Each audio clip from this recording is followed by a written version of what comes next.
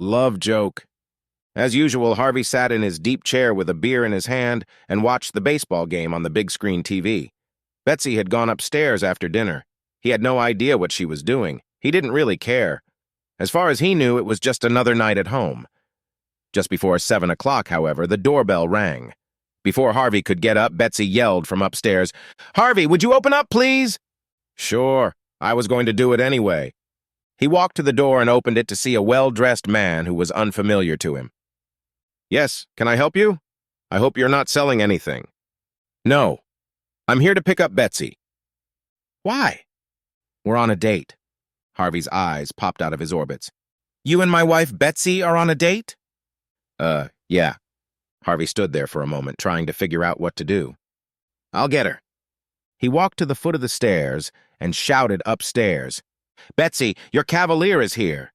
He expected her to ask, "What date?" Or, "It's not really a date." Instead, she said, "Tell him I'll be right there." Harvey just stood there wondering what was going on. When she walked into the living room, she was wearing a short evening dress showing off a large cleavage and had a lot of makeup on her face. Harvey asked, "Betsy, tell me what the hell is going on." "I'm going on a date." "Married women don't go on dates with anyone but their husband." "I'm going out. I'm sick of spending my evenings watching you drink beer and watch curling or some other exciting sport. The most I get out of you is a burp or a fart, and you don't even apologize when you do it anymore. When was the last time we did something exciting? If you can't give me any attention or give me a random opportunity to have fun, I'll find someone who can." She jabbed her index finger at his chest for extra convincing. "Now don't wait up for me. If I'm lucky, I might not be back until morning." She walked out, slamming the door behind her. Betsy got into the waiting car and told the driver to start. Once away from the house, he stopped and they both started laughing. Betsy said, "I wish I had a picture of the expression on his face. It was priceless. If it doesn't make him go from sloth to regular person, I don't know what would help then." "You don't think it might make him angry and make things worse?" "I doubt it. He'll probably just sit there wondering what happened. I'll be back before he gets too upset. I don't think he would consider divorce so soon, but I'm willing to take the risk. I probably shouldn't have added that part about not being home until tomorrow. Well, it's too late now. With the way our marriage is going, I think I'd rather get a divorce than keep it up. Damn him. I love that jackass to death, but I just wish he cared more about me and us. Well, drive around the block. We'll come back and I'll see how he's doing." After driving around the neighborhood, Betsy and her beau pulled into the driveway and parked. Harvey didn't run outside as Betsy had hoped. She walked in and didn't see him in the living room, although the TV was on. She took a quick look around the downstairs and went upstairs. He wasn't there. Then she called his cell phone. She heard the ringing. Betsy ran over and saw his cell phone on the nightstand. His wedding ring was lying next to it. She quickly looked around the room. Several of his personal items were missing. Oh, shit. Betsy ran downstairs to tell her friend what had happened and to see if Harvey's car was in the garage.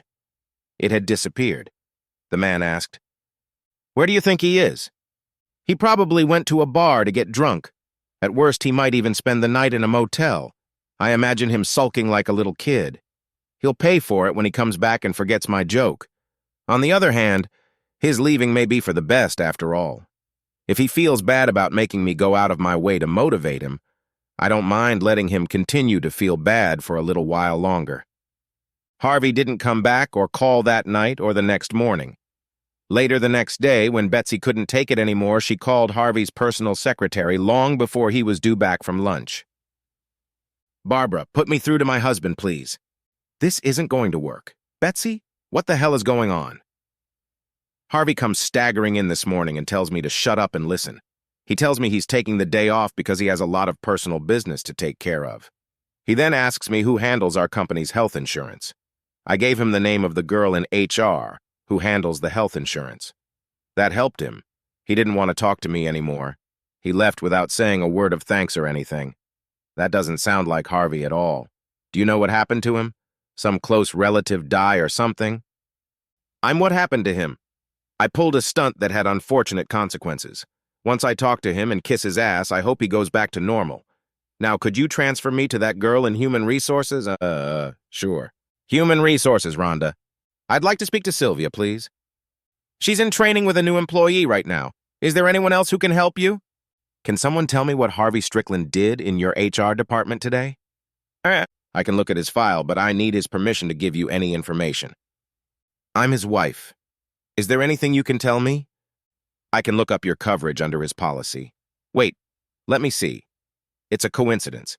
We should have contacted you today anyway. You should have received an official notice in the mail that you are no longer covered under your husband's health insurance. You can keep your coverage for 180 days before it expires if you pay the debt. That's the only thing he changed. A stunned Betsy just sobbed, "Thank you," and hung up. Why did Harvey take me off his health insurance? And then it hit her. She immediately went to her computer to check their online bank accounts. The current and savings accounts had half of the money withdrawn. Oh, shit. He's in the process of divorcing me. Betsy couldn't decide what to do next. She pondered briefly before her phone rang. It was their life insurance agent and Larry's family friend. It was Betsy. Hi, Larry. Betsy, can you tell me what the hell is going on? Harvey came here, canceled the automatic payments on your life insurance, and changed the beneficiary on the girl's life insurance. No money should go to you. Also, the automatic withdrawals for life insurance payments have been transferred to a new account. He said he was sure he wanted it that way. I'm going to have to send you a formal notice of the change of beneficiary and the termination of your life insurance payout. I'm sorry. I guess you guys must be splitting up. Betsy, I'm sorry about that.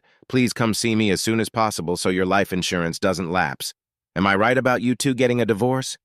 Yes, thank you. I can't tell you anything else right now. But you really haven't said anything to me. I did. She hung up.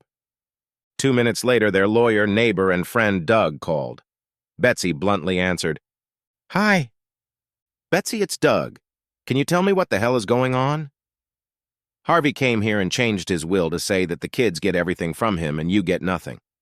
He also crossed you off the list of people who could be a medical assistant for him. He refused to tell me why and said he didn't care if I told you or not. He then asked me for a referral to a family lawyer.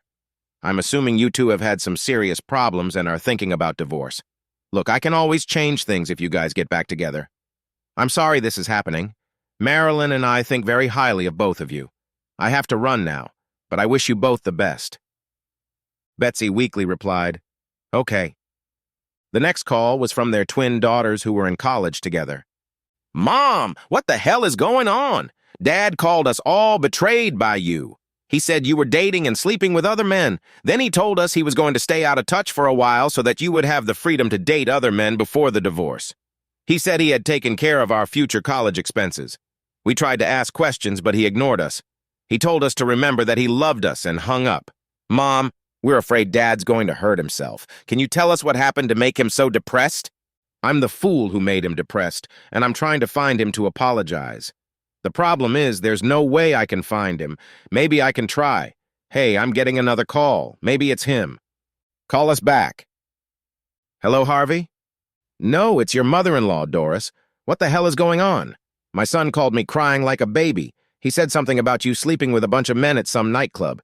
He seemed drunk, so I wasn't sure how much of his story was true. All I know is that he was very depressed. Anyway, he said he was going to solve the problem by giving you your freedom. Worst of all, he thanked me and his father for raising him right. He then apologized for betraying his upbringing by letting us down. He said goodbye. I didn't like his tone. He hung up before we could ask any more questions. He didn't answer the phone when we called him back. Betsy, I'm afraid he might do something stupid. What happened between you two? I was trying to get Harvey to get out of his empty nest rut and enjoy life with his wife. I decided to do something crazy to get him out of his depression. I pretended to go on a date with another man. I was out of the house for 10 minutes. 10 lousy minutes. When I came back, he was gone. Today I found out that he's done some things that look like he's going to divorce me. I'm trying to find him to stop this craziness, but I can't get him to talk to him. So it's your fault that my son is planning to kill himself. Let me tell you something. If he dies, I will hold you personally responsible. Click. Betsy couldn't think straight. She called every local hotel and motel. Harvey wasn't listed as a customer at any of them. Betsy called the police and tried to file a missing persons report, telling them she was afraid he was going to kill himself. That information didn't make any difference. She would have to wait another day before reporting it. Betsy took a sleeping pill to help her sleep, although the thought of suicide if Harvey died crossed her mind. Fortunately, she knew the code to the safe where Harvey kept his automatic pistol and ammunition. She woke up sleepy and turned on the news on the television. The local news channel was broadcasting a live interview from the scene of the accident. "This is Lamar Jackson from TV3 News. It looks like Bender's Curve claimed another victim or victims last night. We're here with Sergeant Cantor, State Police. Sergeant Cantor, can you tell us exactly what happened? It looks like the vehicle went off the cliff. You can see it went over the strongest part of the reinforced guardrail. The driver was either unlucky or he knew what he was doing." "What do we know so far?"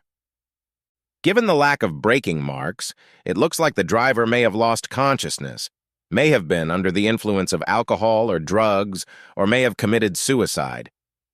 "How did you even know there was an accident?" "The police were called by a driver traveling in the opposite direction. He's here now." The camera switched to the young man. The reporter approached him. "Young man, what's your name?" "I'm Sean Carpenter. I'm on TV. I just want to say hi to my mom." "Hi, Mom." He was smiling from ear to ear. "Sean, tell us what you saw." "Well, I was driving home when I saw this big truck coming my way. It wiggled a little bit, and then it crossed into my lane. I hit the brakes, and it suddenly veered to the right very quickly, hit the guardrail, and went off the cliff." "Can you describe the truck?" Sure. It was a red Ford F-150, probably a 19. It had a Western Kentucky Mountain Man sticker on the rear window." "Did you see who was driving?" "No, the truck's headlights were on, and I only caught a glimpse of the person behind the wheel. He looked like a man.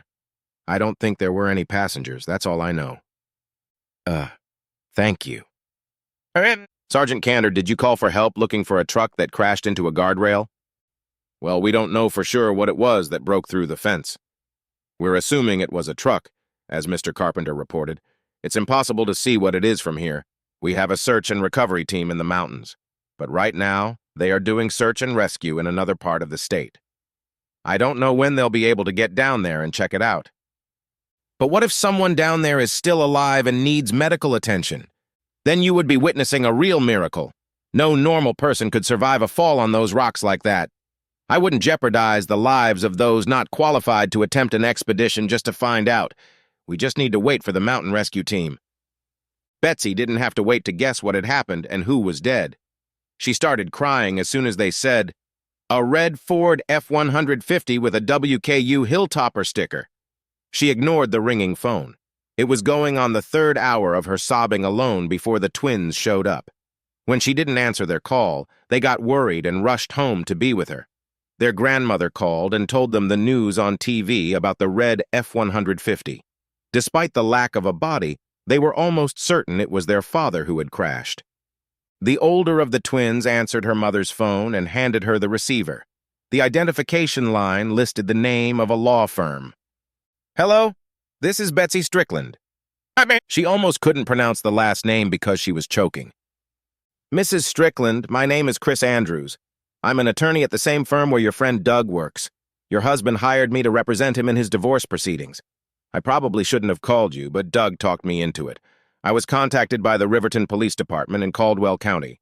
They were called to the scene of a robbery. The defendant suffered head trauma. His wallet and keys were stolen. He was taken to the emergency room and shortly thereafter went into surgery. The unidentified man was put into a coma to relieve pressure on his brain. The only thing he had on him was a motel room key. They traced it to Harvey Strickland. Among the papers in his hotel room is a copy of the divorce agreement that made me responsible for his divorce proceedings. That's why they called me. Your husband ordered me to handle the divorce because he didn't want you to have to deal directly with him in any way. I am obligated to inform you that you are not allowed to see him at the hospital. I base this decision on very clear verbal instructions given to me by Mr. Strickland regarding his relationship with you. Your children may, however, visit him, but I have a say in the admission of visitors." "What? He's my husband. Of course I can see him." "I'm sorry. But the order he signed gives me, and only me, the right to make decisions regarding the divorce as well as his medical care. I have to follow his last verbal instructions. If you want to hire an attorney to contest this, act now. Aren't the divorce proceedings canceled because of his condition? No, ma'am. I was given explicit instructions to pursue the divorce no matter what, although I don't think he foresaw being robbed. Does that mean that all financial, insurance, and beneficiary actions he has taken will not be reversed? Yes, ma'am. They have all been completed by him, and at this point I see no evidence that he wants them reversed. Of course there's no such evidence. He's in a coma. This is ridiculous. I tricked my husband into believing I was going on a date with another man. When I went back to tell him it was a joke, he was already gone. He got rid of his cell phone so I couldn't tell him it was a joke. There is no reason for the divorce, and no reason for the actions he took regarding the joke. I mean, no disrespect, but that is what you are saying now. I, on the other hand, have to follow what Mr. Strickland instructed me to do and confirmed in writing. I have no other choice. I hate to tell you this, but tomorrow you will be served at work as requested by Mr. Strickland. Once you get an attorney, have him or her contact me about how to proceed. I don't care. He's my husband, and I'm going to see him if I want to. I forgot to tell you. The envelope you will receive contains a restraining order directing you to stay at least 1,000 feet away from him. The petition he offered is very generous. He stated that he wants you to have a chance with the man you really want now. Betsy told the children what the attorney had said. It was impossible to believe what had happened. Betsy said she would go to the hospital no matter what anyone said. The girls agreed to accompany her. It didn't take long. The hospital didn't have a copy of the restraining order, but they wouldn't allow any visitors to him because of COVID's restrictions on all hospital patients. They said that once he was moved to the ICU, he could be visited, but only by one person for 10 minutes every 2 hours. Betsy and the daughters returned home unsatisfied. By the time Harvey was placed in the ICU, the restraining order had already been issued. One daughter could visit him, but what good would that do? He was unconscious, and if he understood anything they were saying, they couldn't say it. A few days later, the mountain search and rescue team found the truck. The dead man behind the wheel was presumed to be the robber.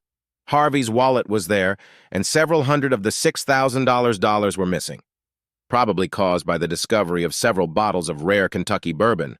One was more than half empty. Time was running out. Betsy found herself in financial straits. Harvey had forgotten to transfer the deposit on his check to the couple's joint account, which paid the mortgage and other bills. Betsy actually hired an attorney who went to court to ask for access to half of the money left in the account. Finally, it was time to bring Harvey out of his drug-induced coma and bring him back to consciousness. When he woke up, he said he didn't know who he was. The diagnosis read, temporary amnesia. Linda, one of the twins, brought pictures and evoked memories to refresh his memory. All efforts were in vain, nor did he remember the attorney who had his power of attorney. In his condition, he was deemed not knowledgeable enough to allow the restraining order to be lifted. When Harvey came out of his coma, he was given a memory test to see if he had amnesia. Harvey quickly realized that's exactly what they were doing, and immediately decided to fake it. He was told that his daughters wanted to see him.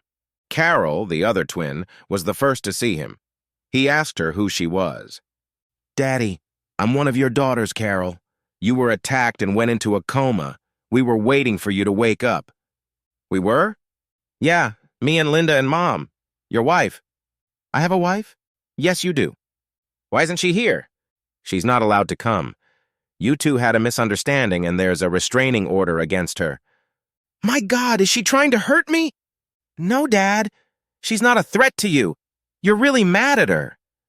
"About what?" "She pretended to go on a date with another man.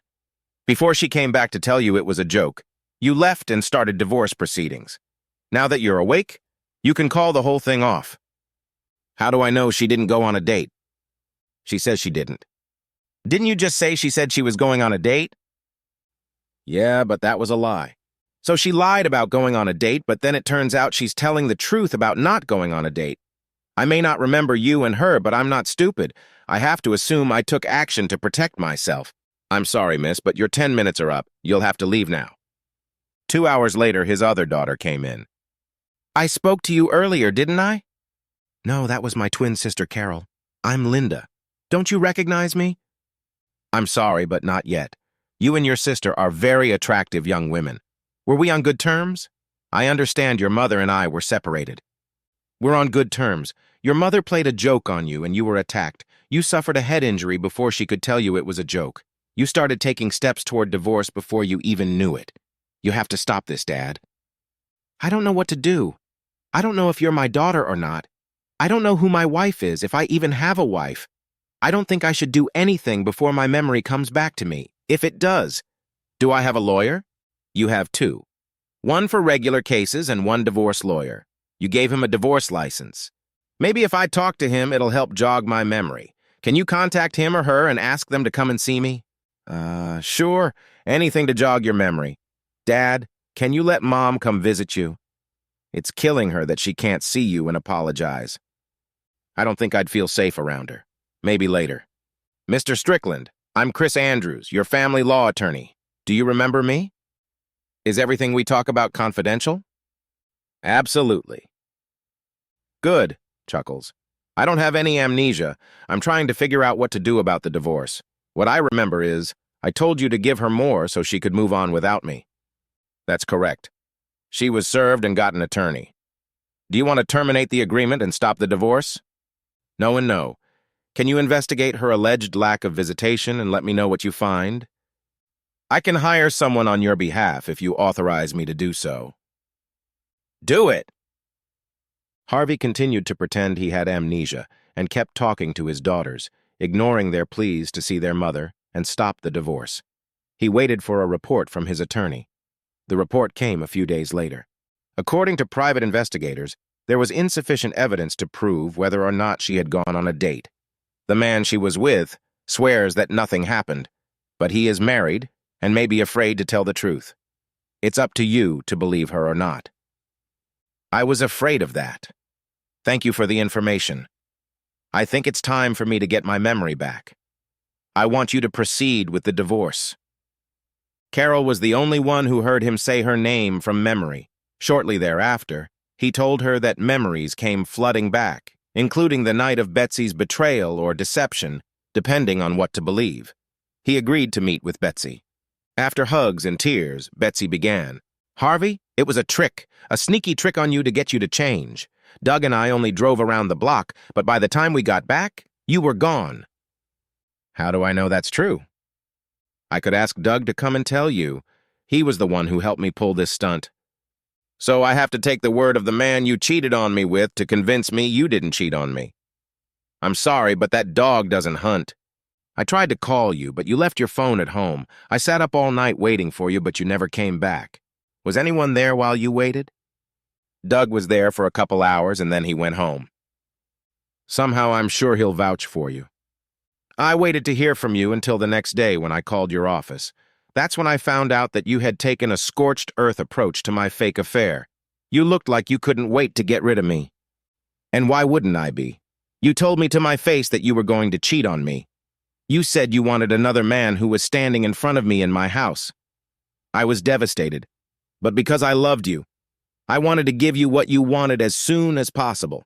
Besides, I no longer wanted to be married to you because you were no longer honoring our marriage vows. Why prolong the agony? Let's go ahead and get a divorce. I don't want a divorce. I didn't plan to really cheat on you, and I never did. I wanted to encourage you to fight for me and put some life back into our marriage. Obviously, I chose the wrong way to do it. I'm so sorry. Please, Harvey, stop the divorce and let's get back to our life. I love you. Even if what you said is true, and I still don't believe it, you played a cruel, vile joke on me. I don't know if I want to stay married to a woman who does these things. As of right now, I am continuing the divorce process and will be moving into my own apartment when I get out of the hospital. Harvey, this is such a waste of money. You have a house and a bed. I'll move to another room in the house for a while if that's what it takes to get you back. Visiting time is over and I want to see my daughters. Betsy was sent out of the room.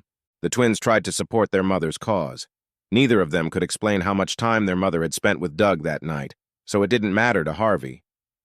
When it came time for him to be discharged, he did move into an apartment near his work. The divorce continued until it got to the point where Betsy's lawyer demanded mandatory counseling for them, 12 sessions. Harvey offered no resistance. Consultations. Betsy went first.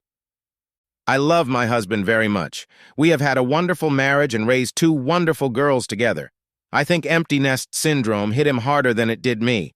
I wanted to fill that gap by spending more time with him doing different things, not just physically being together in the same house. Harvey seemed to move away from our marriage. Our sex life remained the same as it had been when we had to plan lovemaking at times when the girls were unlikely to hear.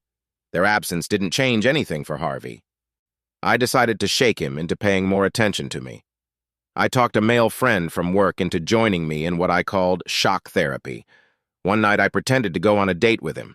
My beau and I drove around the block so I could come back and tell Harvey that it was a joke designed to provoke him to get angry about our marriage again. When we returned 10 minutes later, he was gone, and I didn't get a chance to talk to him.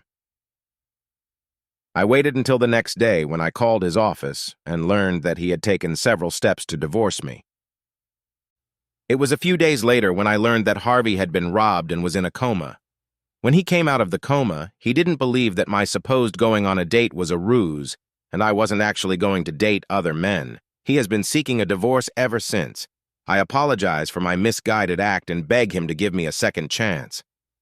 Harvey, what is your summary of what happened? She is accurate in part of what she said, but she left out a few details. When her beau showed up, not only did she tell me she was dating him despite my objections, she said she hoped to spend the night making love to him. At that moment, I realized my marriage was dead. I assumed it was my fault that our marriage had broken down, so I wanted to leave as soon as possible. I left my home and hers so she could have the man she wanted and I could have a fresh start too. I took steps to separate us quickly.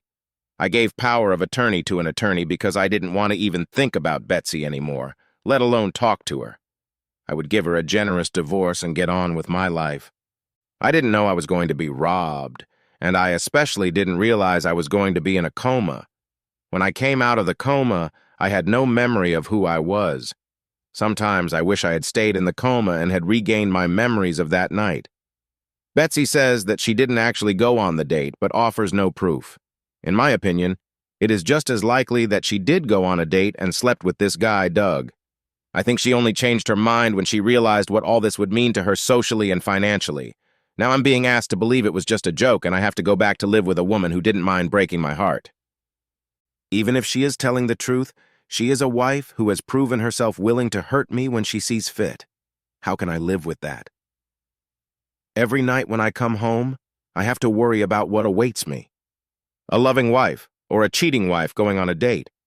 It would be cleaner if we were divorced. She and Doug can have a life together and I can try to move on. Seems like we have a lot to talk about. Things were at a standstill until Betsy brought Doug in for a session. Harvey, I want to apologize for my participation in the prank. Betsy assured me that everything would be fine. I had my doubts when she got in my car. I swear we only drove around the block before we got back to the house. She was shocked when she found out you'd left. We found out that you had abandoned your phone when we found it in your room. I stayed with her, waiting for you to return. Most of the time she complained about what we had done and how much you meant to her. After a while, I left. Again, I apologize. Do you believe me now, Harvey? His words certainly sound sincere, but maybe he's just a good actor. Harvey, there seems to be nothing I can do to prove to you that it was just a joke. Despite the precedent, I will never joke with you again. Can't you just trust me? Let's see. You lied to me the other night when you said you were going to spend the night with Doug. Then you claim you didn't do anything. You keep saying you're not lying now. Next, you want me to believe that you won't do anything like that again in the future. How do I know what's a lie and what's the truth? It comes down to trust, Harvey. If we're going to get back together, you're going to have to trust me. If you can't do that, I'll agree to divorce you. The counselor has spoken. I have a proposal. How about a post-nuptial agreement stipulating that if Betsy does it again, you get all the assets in the divorce? Would you be willing to sign that, Betsy? Yes, I would. Harvey? I guess I could try. Betsy went over and hugged him. Harvey slowly integrated back into his marriage with Betsy. It had been quite some time before he and Betsy were in the same bed. Their interaction was very fragile. Over time, they developed a relationship that included more outings, doing home projects together, visiting their daughters, and traveling. Their sex life was more active than before the incident. Betsy began to feel comfortable at home. One day Harvey called and told Betsy not to cook dinner. It sounded like they were going out. He had to hang up quickly, so Betsy didn't know what the occasion was. She did remember the reorganization going on at his job due to the merger. Betsy assumed that he had received good news about his position after the reorganization. Harvey entered the house and immediately went upstairs. "Getting dressed for tonight," was his comment on the way out. Shortly afterward, the doorbell rang. Betsy opened it. Standing in front of her was a woman who looked about 10 years younger than them. She was very attractive and professionally dressed. "Yes, can I help you?" "I'm here about Harvey. We're going to a place tonight." Betsy remembered the incident she had been trying to forget. She thought he was finally trying to get revenge. She had an idea of what to do. She invited the woman in. "You have a lovely home, Mrs. Strickland." "Thank you. Excuse me a moment. I need to tell Harvey you're here." She shouted, "Harvey, your companion is here." His reply was incomprehensible. She assumed he said he would be right down. She turned back to the woman. Betsy was about to ask her a question when she heard Harvey coming down the stairs. She sprang to action. Betsy wrapped her hands around the woman's throat and began to lightly choke her. "You husband-stealing fool!" The woman, which Betsy took as part of a reverse joke, began to struggle back. Harvey screamed, "Betsy, stop! What the hell is going on?" Betsy started laughing. "This time I caught you trying to play a joke on me." "What kind of joke?" "This is my new merger supervisor, Amanda Briggs." "Amanda, I'm so sorry. I don't know what's gotten into her." Amanda frowned as she looked at him. "I like to think my charges are normal people both on and off the clock. You can say goodbye to your new position, if that's what you consider normal. I'll be in the car waiting for you to take me back to the hotel." "Amanda, please give me a chance to explain before you do anything rash." She sprinted out the door. Betsy was crying sitting on the couch. "Thank you so much, Betsy. Just when I thought our marriage was back to normal, you destroy our marriage and my job. That's it. I'm leaving to try to save my job. I'm not going back to save my marriage." He headed for the car. Betsy ran upstairs and, sobbing, fell on the bed. "What the hell is going on? What have I done?" About 15 minutes later, Harvey and Amanda returned to the house. He called Betsy to come downstairs. They explained to her that she had been pranked. Betsy clung to Harvey and screamed that she was sorry. Later, they went out for dinner and a few drinks. Amanda told how she was afraid she was going to get hurt, but Harvey's help with the prank was worth it. Betsy finally got to the point where she could share a laugh with the others. When Betsy and Harvey got home, she went to clean up the kitchen before going to bed. Harvey went upstairs. He immediately saw that his automatic pistol, which he kept locked, was lying on Betsy's nightstand. Examining the gun, he found that there was a bullet in the chamber and the safety was off. His heart dropped into his stomach. The end.